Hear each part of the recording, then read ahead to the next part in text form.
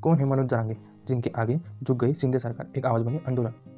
मराठा आंदोलन की 6 मांगों पर सहमति। महाराष्ट्र की शिंदे सरकार ने प्रदेश में चल रहे मराठा आंदोलन की मांगे मान ली है, यानी आरक्षण का मुद्दा सुलझा गया है। 6 मांगों पर सहमति बनी है।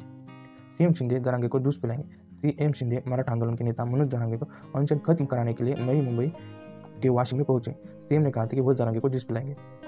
सीएम शिंदे ने कराया आंदोलन।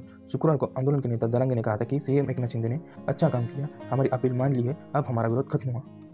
2014 से कर रहे मराठा आंदोलन। मनोज जरांगे पाटिल महाराष्ट्र के बीड के रहने वाले हैं। वो पहले होटल में वेटर का काम करते थे, लेकिन 2014 से मराठी रिजर्वेशन के लिए आंदोलन करने लगे। मराठा योद्धा बनकर डटे रहेंगे जरांगे। जरांगे ने कई दिनों तक भूख हड़ताल की। उन्होंने न सर्दी देखी, न गर्मी और न बारिश। मराठा योद्धा की तरह मराठी के लिए आरक्षण के लिए आंदोलन करते रहे।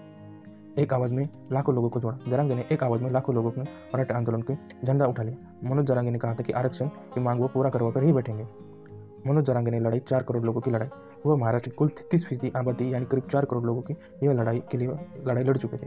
कई लोगों ने इस लड़ाई में जान जा चुकी थी, लेकिन मनोज जरांगे पाटिल ने यह लड़ाई बहुत ही अच्छी तरह से लड़ाई और उन्होंने जीत हासिल कर ली और मराठी लोगों को आरक्षण मिल गया।